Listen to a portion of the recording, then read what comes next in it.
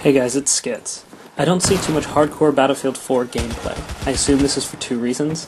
One, it's not the most popular game mode, because two, it can feel a lot different than the regular game mode. I know people jump into hardcore games, like I did, expecting them to be a more difficult version of the core mode, and it is. Kind of. The truth is that it's not too different, but it's different in pivotal ways, making the strategies and mindset much different.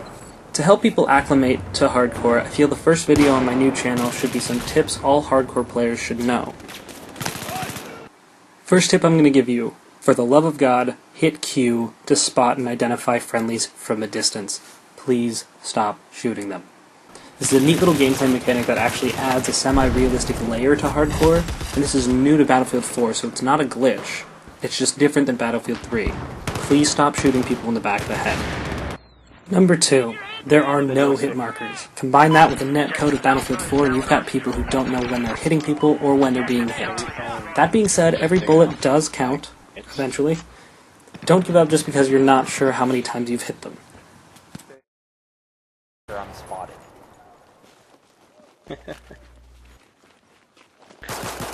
The third tip is sounds. Make sure you configure your headphones to be as accurate as possible. And while we're speaking of sounds, don't be the guy who sprints everywhere, this guy who walks through the metal detectors, or this guy who spawns on a teammate, walks to a vantage point, and then shoots without a silencer.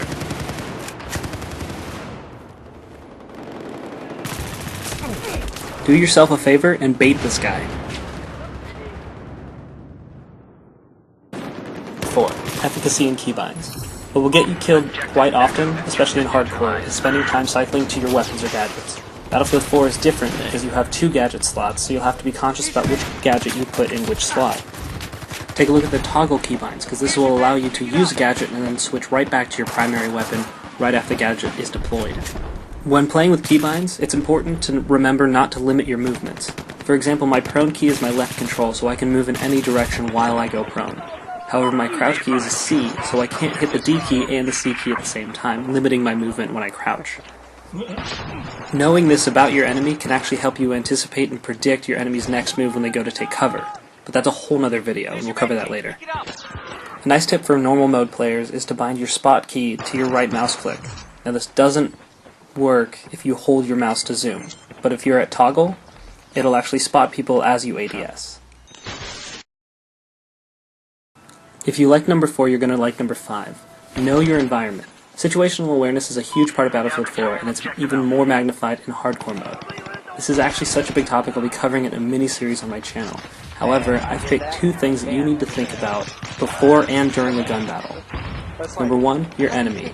Where are they? How many? Where are they coming from? How can they get to you? And what class are they? In this clip, the AEK, I have no problem engaging the enemy at this distance because I don't see a sniper, they can't rush me, and they're not looking my direction. But I can't get them with a burst, which brings them to my next point, fire mode. Fire modes have become a really big deal in hardcore.